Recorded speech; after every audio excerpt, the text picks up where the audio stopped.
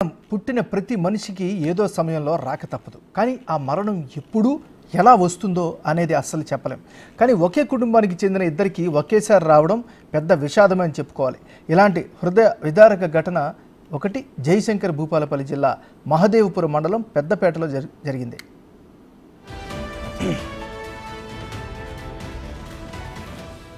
గుండెపోటుతో తండ్రి కొడుకులు మరణించారు. తండ్రి మృతితో గుండె బరువెక్కి రోధించిన కుమారుడు సైతం గుండెపోటుతో మృతి చెందడంతో కుటుంబంలో పెను విషాదం నింపింది.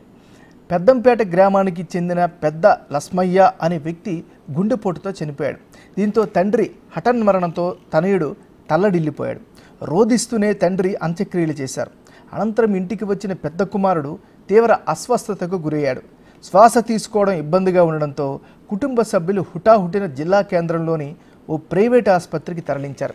అప్పటికే కృష్ణంరాజు మృతి చెందినట్లు వైద్యులు చెప్పారు. దీంతో ఆ కుటుంబం శోకసంద్రంలో మునిగిపోయింది. ఒకే రోజు తండ్రి కొడుకులు చనిపోవడం దీంతో గ్రామంలో విషాద ఛాయలు అలుముకున్నాయి.